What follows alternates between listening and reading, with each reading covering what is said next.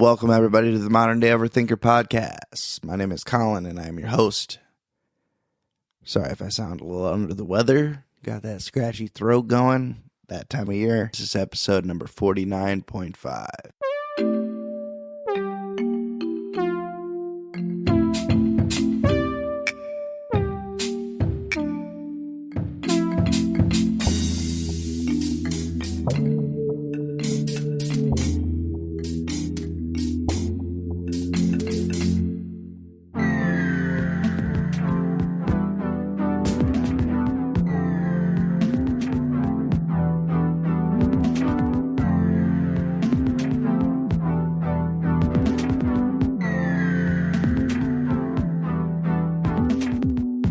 I am recording this episode the same day I drop it for a couple of reasons. The main reason being episode 50 is delayed because the audio did not come out well. For whatever reason, I could only hear Katie, who was interviewing me, and you could not hear me very well. My mic was not working properly. So, real bummer there. So, we're going to delay episode 50. And this is going to be episode number 49 and a half. Because I got to keep my promise. New episode every Monday. So, I'm just going to fly off the cuff here and talk about what's going on in my life. What I'm struggling with. Maybe you can relate. I think I talked about this on the last solo podcast, but I struggle to get out of bed every single day. And it's not like, it's almost like it's a defense mechanism I don't even know about anymore. I'm so used to it. I would say the main reason I do it is because it's safe, and I love sleeping. Sleeping is an escape. As an addicted person, I love escaping reality. Or as someone who doesn't like reality, sometimes. I spend a lot of time in my head. I spend a lot of time, sometimes too much time sleeping. A lot of time, actually. Well, I stay up too late sometimes, too. So that plays a factor. During the work week, me and the snooze button are fighting every day. So if you can relate to that, welcome. And I apologize for this not being episode 50, but we will redo it, hopefully. If not, I'll answer your questions by myself and make sure I answer them thoroughly. To the best of my ability. So another thing that's going on right now is with depression, which I haven't felt super depressed lately. I mean, I have my days, but I had a string of days for a while there. Once fall hit and got hit with that seasonal depression, it's like clockwork. And whenever I'm really depressed, I end up getting more anxious. Anxious maybe because I'm depressed, probably. And that spikes my anxiety, obviously, and my OCD, which is an anxiety disorder. So I start doing more compulsions, giving in to compulsions, as they say, and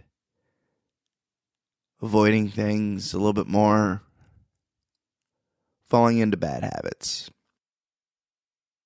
Luckily, not terrible habits like I used to have.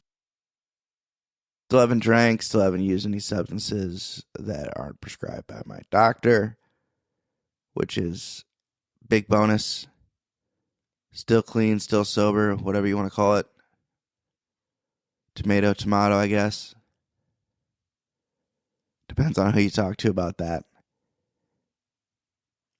I guess I can talk about recovery, so I won't go too far into it. You're not supposed to say which meetings you go to. I attend 12-step meetings. You can make an educated guess on which one. or which ones. There's actually a lot of 12-step meetings a lot of people don't know about. It's not just AA, NA. There's CA, there's HA, there's Overeaters Anonymous, OA. I don't know if they go by OA or if they just say Overeaters. I don't know. I always heard it just said the whole thing, but yeah, there's a lot of anonymous fellowships out there that do the 12 steps. I need to get back into doing my steps. I've completed the 12 steps, but most people who work 12-step programs will tell you that you need to do them again because it's going to be different. And I know I need to do them again because there's some stuff I probably missed. Not perfect. Something I need to remind myself more. You're not perfect. You're doing the best you can. That's a problem, though. I don't think I'm doing the best I can. I always think I can do better. But even when I found out, like, episode 50 was screwed up and you could only hear Katie and you couldn't hear me, but even when I found that out, I was just like, damn it. I kind of laughed. Yelled some curse words in my house, which is nice living in a house by yourself as opposed to an apartment by yourself. No one's going to hear you, which is great. You get out a good yell every once in a while. I also talk to myself a lot. Well, I talk to my cat a lot. If people would hear me talking to my cat, they would look at me differently. Maybe in a good way, maybe in a bad way, but the convos I have with my cat are hilarious in my mind, and they're so weird. But I wouldn't have it any other way. I love weird. I love being weird. I love being around weird people. Because weird people have a story. And weird people don't go by the norms. They aren't cookie cutter people. I can't stand cookie cutter people. Who just think everything is black and white, you know? Everything's, or politically speaking, red or blue, whatever. I can't stand that. I mean, I can definitely be friends with those people. I can be friends with anyone. Like, you know, I have some friends that don't have a lot of friends, that I'm one of their only friends, and it could be because of their personality. It could be a variety of reasons, but everybody needs a friend. But yeah, episode 49 and a half sounds weird, but it's better than no episode. Some people probably don't want to hear an episode of just me talking, but that's what's going on. And I'm going to try to give you as much raw material about me and what's going on with me as possible right now. I had a good holiday. I had a good Christmas. Spent time with family. Got some great news. And 2023 is going to be a life-changing year for a variety of reasons. Comedy's been going pretty well. I haven't done a show in a little while, but it's looking like I'm going to have quite a few shows. At least 4 that I know of starting at the end of January. I don't have set dates yet for any of those, but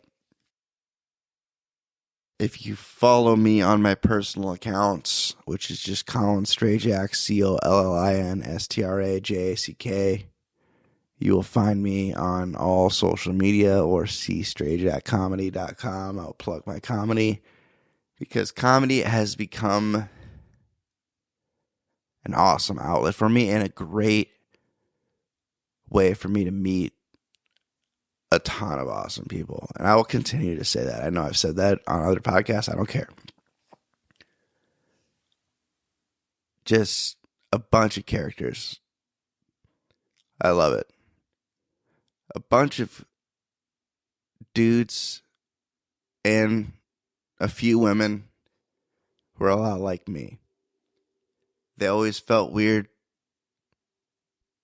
A lot of them got in trouble in school, like I did, for being smart asses. And we can all get on stage and do our thing, hang out before and after, and it's just awesome. The community is incredible.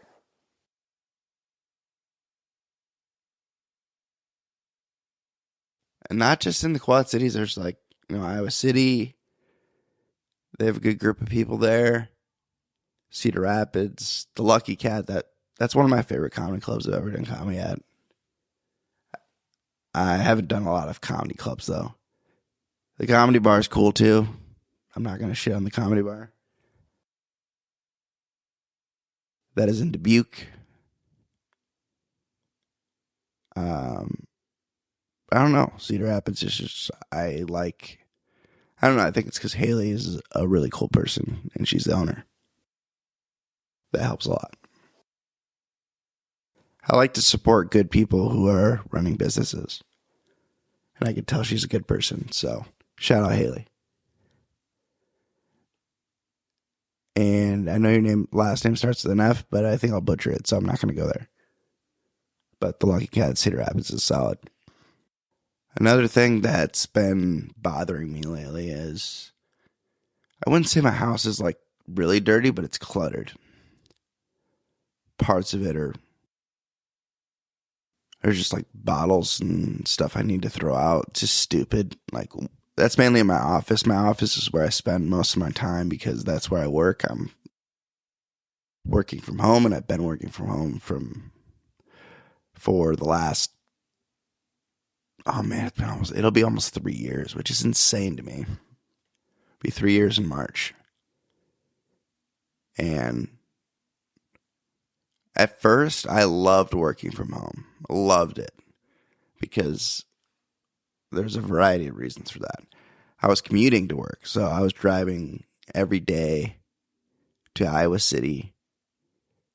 About 55 minutes there, 55 minutes back. 5 days a week. And I like the drive sometimes because I could listen to stuff. Listen to full albums, podcasts, all that good stuff. But it took up a lot of my time, and obviously gas money, wear and tear on my car, all that good stuff. Bad stuff, I should say. Luckily, it was before gas prices went way up. That's a bonus. But I was ready to work from home before COVID hit, and COVID hit. I was in Hawaii. Everything shut down in Hawaii. We left Hawaii early. And I came back. I met my boss at the I-80 truck stop. The world's largest truck stop. That's our claim to fame around here. And yeah, she handed me my stuff, and she basically threw it at me because she was so scared. Because no one knew what was going on. This was like middle of March. Everybody's like, 2 weeks and we good. Yeah, that was way off. A lot of people are coming out of the pandemic just lost and not sure what's going on. Totally get it. Talk to someone who dealt with mental illness, depression, just like any type of struggle, addiction, something that they've gone through and seen the other side of pre-pandemic. Because the people that have gone through stuff before the pandemic did not affect them like it did other people. Because it was just like, hey, another dip in the old roller coaster. We've been here before. Not quite the same, obviously. Gave us an excuse to isolate, which some of us love a little bit too much, or a lot of it too much. COVID was a great excuse to not interact with people, at least in person. It completely gutted the recovery community. In some ways, it made it stronger, at least online. Like, for example, you can, whatever type of meaning you're looking for, when it comes to recovery, you can find meaning throughout the globe online now, which is pretty cool. And they're still going, some of them, a good amount of them. So that's cool. I haven't jumped on an online meeting in a while. I need to do that just for the heck of it. I did that for a little bit, but in person, always better. I'm starting to think I need to see a therapist in person. I'm doing the virtual therapy, and don't get me wrong, it's helpful because it's better than nothing. And I say that to a lot of people like, oh, I want to see somebody in person, but I can't find somebody in person and there's a wait list. Do what you got to do, man, or woman, or whatever you identify as. Do what you have to do. Something is better than nothing. Simple, stupid saying, but very true. Like, some people are like, oh, I can't make it to the type of meeting I want to go to. That's another thing I hear. Because of my work schedule. Well, go to the other type of meeting. They work the same steps. It's better than not going to a meeting at all. Interaction is very needed. That's another thing that I think we're learning. Is how important human interaction is. Now that we're kind of out of the pandemic phase. So, yeah, I'm kind of frustrated about the episode because it was really fun. Hopefully we can re-record it. I'm not sure. I'm messaging Katie. Actually, just messaged her. I just messaged her a few minutes ago, or not long ago. Trying to figure that out. I let her know that the audio is trash, which is unfortunate, but gotta do what you gotta do. This gives me an opportunity to just talk to everyone directly. And I haven't done that in a little while, so. The podcast in 2021 is going to take a turn for the better. Just because I'm going to implement some things. First of all, I'm going to be recording my episodes at home exclusively now. And I want to thank the Underground Economy, downtown Davenport, for always working with my schedule and being accommodating and letting me record there for so long at a very reasonable price. And I definitely went over on time all the time, and they were totally cool with that. I'm not saying everyone should do that. Actually, don't do that. But they were very cool about that, and I really appreciate that because it's hard to just put a hard stop to a podcast sometimes. Most of the time, anyway. What else do I want to talk to everyone about? The one elephant in the room is suicide rates are skyrocketing from what I'm hearing. I'm going to pull up the data right now that I can find.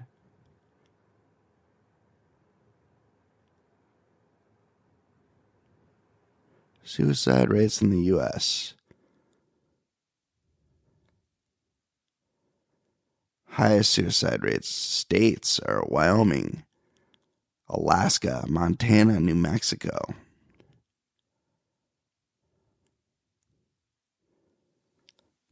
So it looks like the last statistics are from 2020. And suicide is the 12th leading cause of death in the U.S. In 2020, reportedly 45,979 Americans died by suicide. And the rate of suicide is highest in middle-aged white men. One thing I have heard, though, recently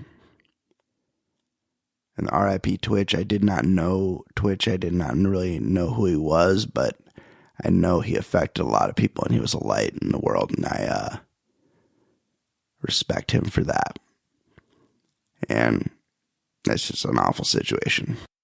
But the statistic I've heard is, hold on, I'm pulling it up right now. Okay, this is from the University of Houston. Earlier this year, sorry, can't talk. Big part of the podcast is talking, right? So,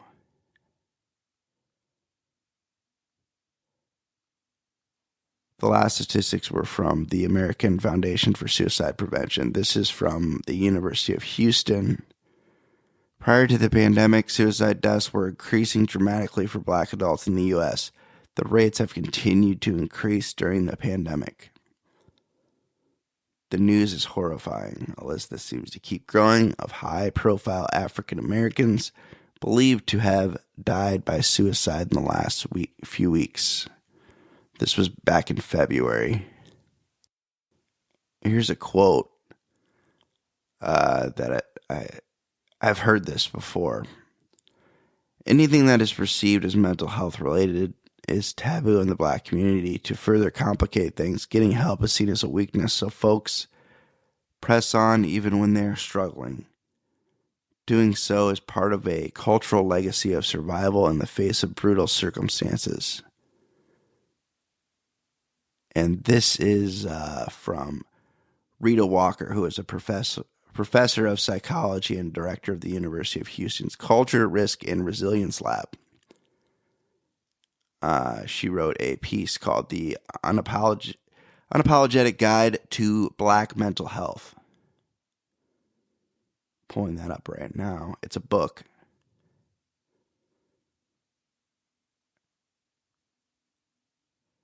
And yeah, that's a problem within men in general. You know, the whole, you got to tough it out. You got to pull yourself up by your bootstraps and all that garbage. I mean, sometimes you do have to be strong, but you can be strong and also be open and also share what you're going through with somebody.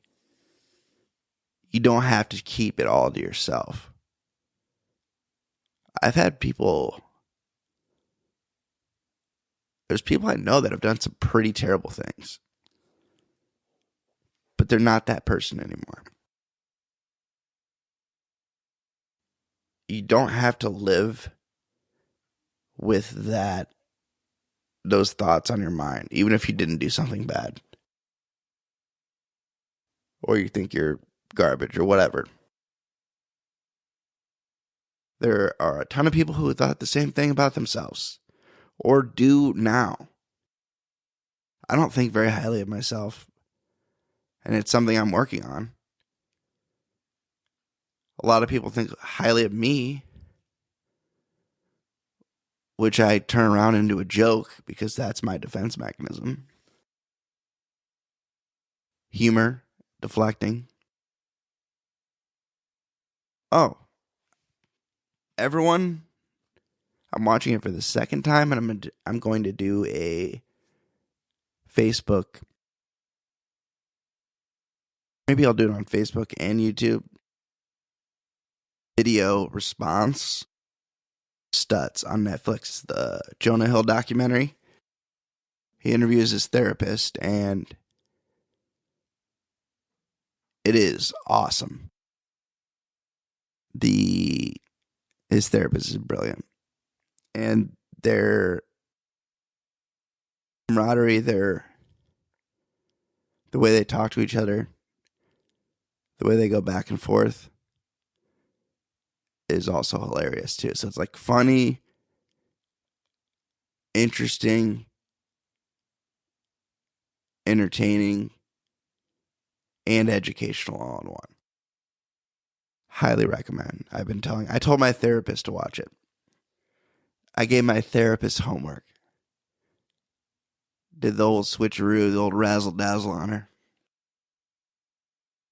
She did watch it though, which is great. And she let me know, homework complete, which is incredible. Love hearing that. I hope my psychiatrist watched it too. I told her to watch it. Not the same way, in the homework fashion I should. But that is one cool thing about online therapy is I've used a few different apps now. Right now I'm using Talkspace. I just started seeing a therapist there. I don't know much about Talkspace yet, but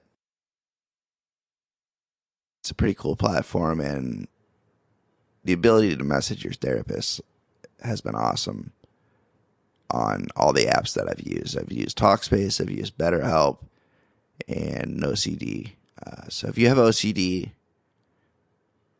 I'm not getting paid for this at all. I've already referred one friend there who's used it, and he loves it. At least he did love it. I'm pretty sure he still does. I'll have to check in with him. But he was very impressed. No CD, treatmyocd.com. Check that out if you're someone who thinks you have OCD or know you have OCD. They have great therapists. You can get in really quick. That's the thing with the virtual and the telehealth and the online therapy is you can get in quick. I'm actually seeing a therapist through Talkspace right now because it's part of my employee assistance program with my work. Not a lot of people know, but the employee assistance program is a free program that 99% of companies provide for their employees for free. And it allows you access to a variety of family and mental health resources. One of those resources being therapy. So definitely check out your employee assistance program if you're looking for some more info on mental health or if you're looking for a therapist. The coolest thing about it is the first 6 sessions I have on Talkspace, they're only 30 minutes, but they're free. I don't have to pay a dime. And if I was somebody just getting into therapy, 6 sessions will get you in the right place, at least in the right direction. Not like perfect, or completely cured or anything, but it'll get you in the right direction, especially if you have a solid therapist. Mine seems to be, I've only seen her once, so I can't give a full review on that yet, but she seems engaged, which is great. Because the first session was just, the getting to know you phase, so pretty generic. Just got off the phone with a friend of mine. I didn't do a lot for Christmas this year as far as, I didn't do hardly anything actually. Sending out cards or even doing much of I didn't set up a tree. I put out a Christmas mat on my front porch and that was it. And besides me sending this particular friend somewhat kind of like I wouldn't say it's a care package, but I sent her a card and a little novelty desk sign that I knew she'd like, that I randomly saw somewhere. I think at like the dollar store or Ross or, I think it might have been, I don't remember where it was, but it was like, I got to buy that for her. Because it just says I'm kind of a big deal, and she is. And she just had surgery, and with the holidays, she had her birthday. Her birthday's on Christmas. She called me and was like so ecstatic. Because not only did I send her that little novelty desk sign or desk plate, I was going to do this for more people, but unfortunately I did not. I got some blank cards and I wrote her I would say poem, but I like to make rap music. So yeah, so a poem, a rap, letting her know how much I appreciate her. And yeah, maybe I'll start getting into greeting cards. Maybe I'll be the new Mr. Deeds. That would be fun. I've actually talked to my mom about it. She likes to make cards. She's like, I never know what to write in them. I think you'd be really good at this. I'm like, yeah. After writing that card, I was like, yeah, I think I am. I've written a couple in the last few weeks. And maybe I'll get into that. But I do a lot of stuff already, so I stay pretty busy. That's very helpful for my mental health and my well-being, because I can't just be sitting around all the time or sleeping all the time. It's detrimental to my mental health. Sure, chilling, watching a show. I'm trying to finish The Sopranos. I kind of got into the last season and stopped watching and got distracted with other stuff, and now I'm finishing that. I never watched it when it first came out. I was pretty young, but the show's over 20 years old. And it's incredible. I've heard mixed reviews about the ending, but my brother said it was good, so we usually agree on most things when it comes to movies and TV shows. So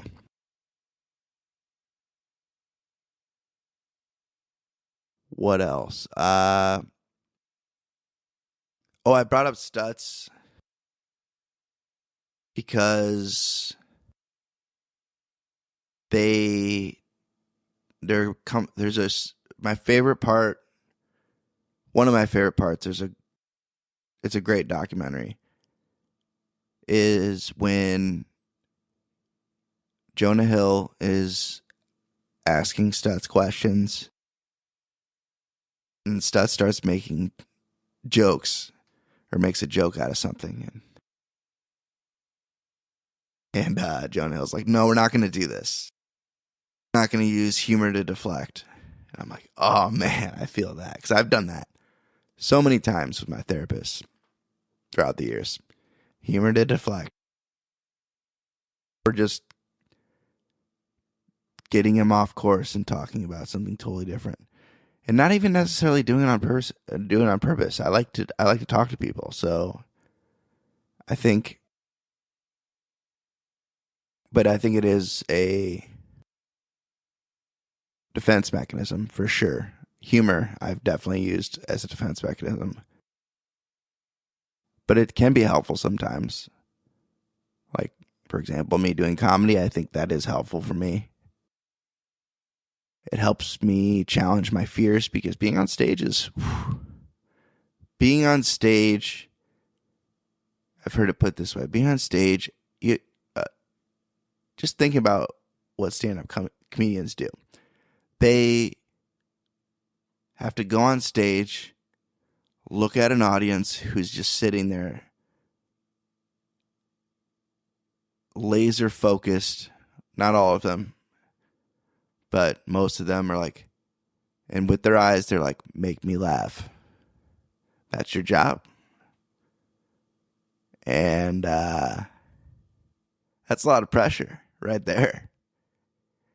And the less I go up there and the less I give a shit and just let loose, the better I do. And that's what I'm trying to do now. It's just like, stop micromanaging what you're doing, or, don't worry about what they're going to think. If you act a little goofy, you're supposed to act goofy. You're a comedian. Like, because I've noticed myself, I get a little bit too deadpan, which sometimes works, but I'd like to get more, not emotional, but more animated. Because I am more animated. Like, that's the thing. A lot of people don't see the really, really goofy side of me. Like, if you, like I was talking to my cat earlier, if there was a hidden camera in my house and somebody got to watch me all day and listen to me all day and all the weird random stuff I did, they would be like, this guy is either the goofiest guy ever or the weirdest guy ever, or we need to put him in an institution. I shouldn't joke about institutions, but you know what I'm saying. Because I'm just weird as shit, and I love it. And I wish I could be weird as shit all the time, but I still have a fear of what other people think about me. Anybody who says, and I've heard this said before, anybody who says they don't care about what other people think about them, they're either someone who's done a lot of work on themselves or they're full of crap. That's just basically what that boils down to. I do care what people think about me. And it's usually people that I don't really care about their opinion anyway, which is really weird to think about and say out loud.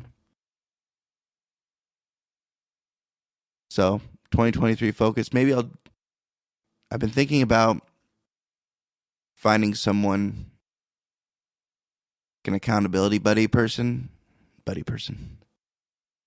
And I think I have someone in mind that we can help each other out a lot. And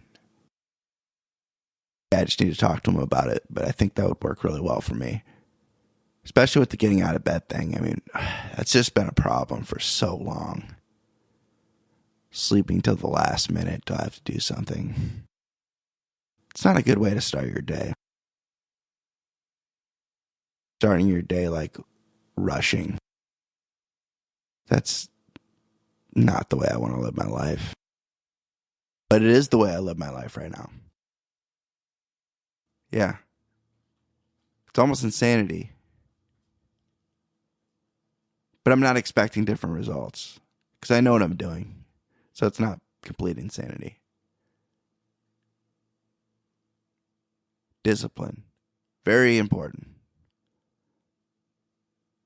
The biggest thing I've been able to find discipline on, for the most part.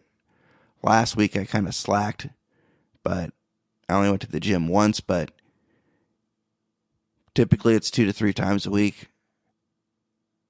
And I'll usually, or for a while there, I have stuff to do at home to get me by, to at least get my body moving, because I spend a lot of time sitting down. One of my favorite jokes from a comedian that I really like locally, James Draper, is, yeah, I do stand up, but you can tell I do a lot of sitting down stuff too. And I love that joke. He's a bigger guy and it works for him really well too. But I do a lot of sitting down stuff myself. My job is could be very mentally taxing sometimes. You know, being in leadership, working in customer service, dealing with escalations. You know, some people are not easy to deal with. And it could be a challenge. I like the challenge, though, sometimes.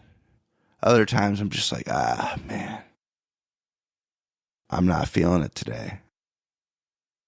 But the times I am not feeling it are the times where I'm down on myself and I do whatever I need to do anyway, or at least something productive.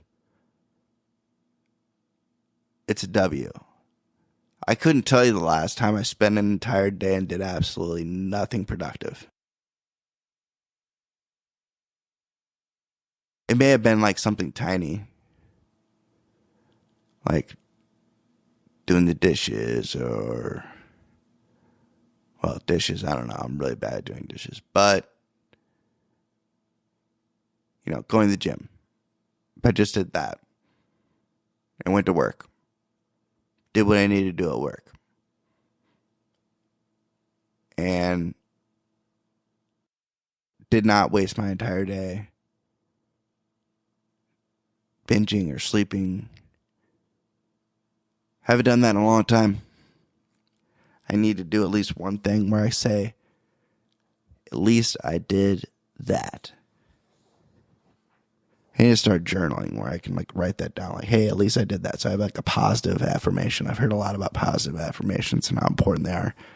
Especially after talking with Lori Haber, was the last episode number 49. That episode went really well. It's always great when you have a guest that just, she's in sales, you can tell. She just can talk. And she knew what she was talking about, you could tell, which is awesome.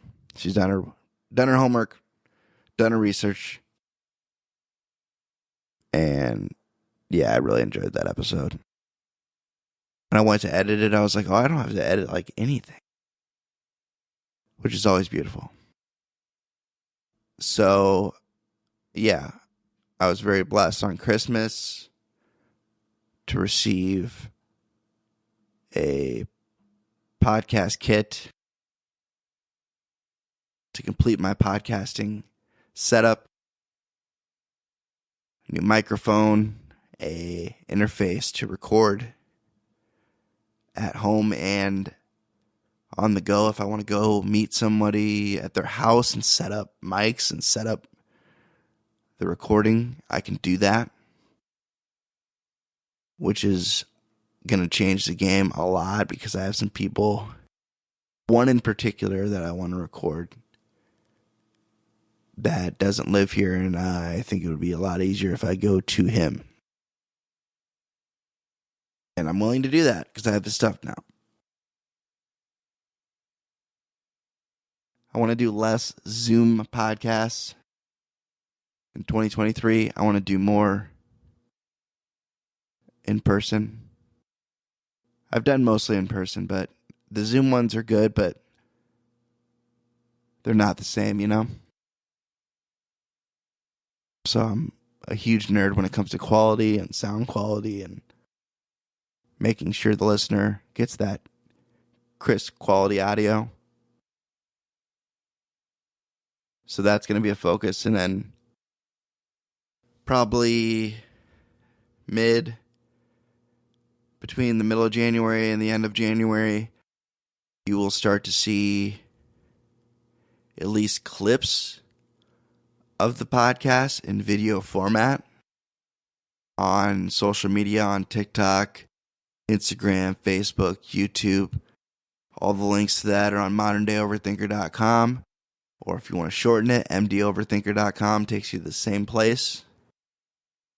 The video is going to be sweet. I almost got everything set up the way I want it. I'm waiting on a couple of pieces of furniture to complete my setup in the podcast room / studio / my office. And it's going to be dope. And I got some artwork. I finally got the original artwork that was physically drawn. That is the current Modern Day Overthinker logo. And I'm going to get that framed, put that on the wall. So shout out to Tamara for doing that.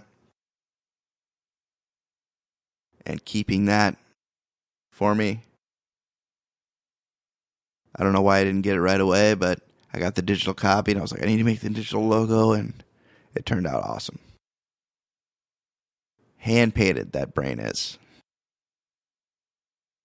And it's dope. And I've been receiving some artwork from a friend of mine who's currently incarcerated, and he's got a lot of time on his hands, and he's an incredible artist, and he has done some cool brain artwork and overthinker artwork. I've given him some, not much to work with idea-wise. I'm like, hey, I don't really know exactly what I want, but, this is what the podcast is about,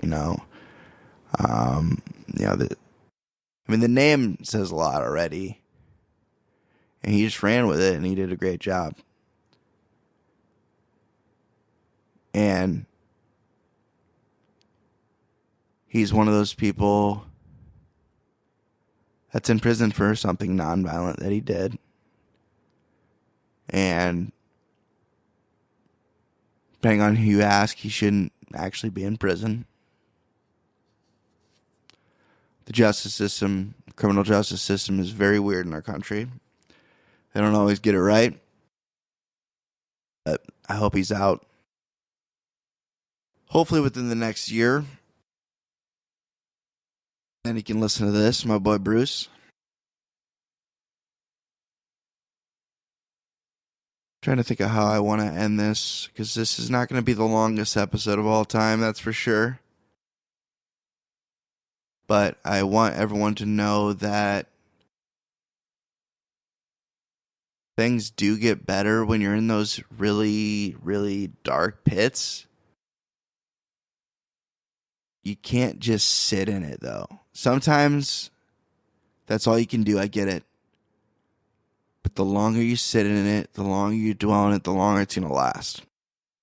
The quicker you reach out to somebody or do something that you've been delaying, like you got a sink full of dishes, you got trash you need to take out, you got your pet needs to go to the vet, you're overdue for a dentist visit. Doing one of those things and getting one of those W's will push you along. And that's advice for not only just you that's listening, but for me as well, because I struggle with that. Far from perfect, and I know that. Like I said earlier, I need to remind myself of that. You're not perfect either, but that's okay. None of us are. Not one. Some of you may act like it, or some of your friends may act like it. They're not. And the people that are doing really well, and I know I've heard this a million times, and you probably have, but checking on your strong friends is important. The ones that appear to have it all together and things are going well, and they always say they're fine, they always say they're okay, but they're out here taking care of a bunch of other people, and, the people pleasers.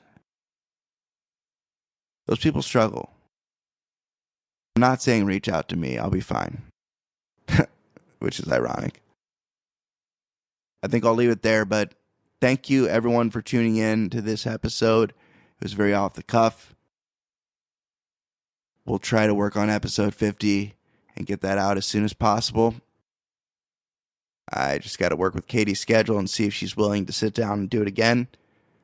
Otherwise, I will hop on and answer your questions myself. Thank you, everyone. I love you. Take care. Wherever, whenever you're listening to this, I appreciate you very much.